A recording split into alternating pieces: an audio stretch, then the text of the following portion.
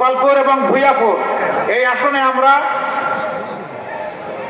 ইনসাফের প্রতীক দাঁড়িপাল্লা তুলে দিচ্ছি বাংলাদেশ জামাতে ইসলামীর জেলা সেক্রেটারি টাঙ্গাইলের জনাব হুমায়ুন কবির। জনাব হুমায়ুন কবির, শক্ত করে ধরেন, আরো শক্ত, ইনশাআল্লাহ। এরপরে স্লোগান হবে ইনশাআল্লাহ, তৈরি হন। তারপরে টাঙ্গাইল ৩ ঘাটায় সাইফুল্লাহ হায়দার এনসিপি, তিনি ঢাকা বিভাগীয় সাংগঠনিক সম্পাদক এনসিপির।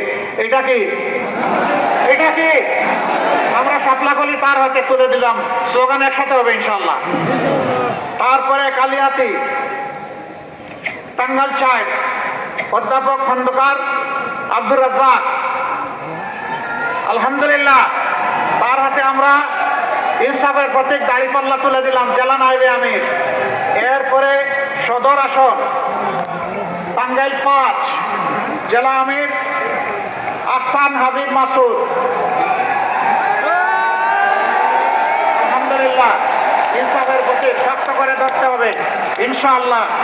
এরপরে টাঙ্গাইল ৬ নাগরপুর দেলদুয়ার ডাক্তার A.K.M আব্দুল হামিদ, মাশাআল্লাহ, আমরা তার হাতে ইনসাফের প্রতীক দাঁড়িপাল্লা তুলে দিলাম।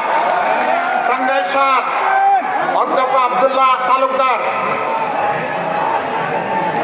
তার হাতে আমরা আলহামদুলিল্লাহ দাঁড়িপাল্লা তুলে দিলাম। এই মানুষটা বুড়া না জোয়ান? এই মানুষটা বুড়া না জোয়ান?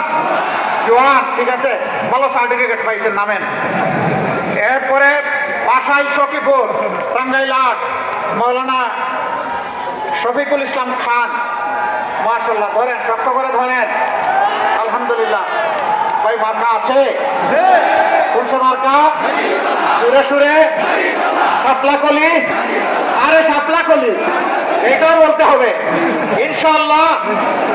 ১২ তারিখ সারাদিন সকাল সন্ধ্যা বিজয় হবে, বিজয় মালা ইনশাআল্লাহ, মাশাআল্লাহ। আসুন আল্লাহর নামে স্লোগান দিয়ে বিদায় নেই। লিল্লাহি তাকবীর, লিল্লাহি তাকবীর।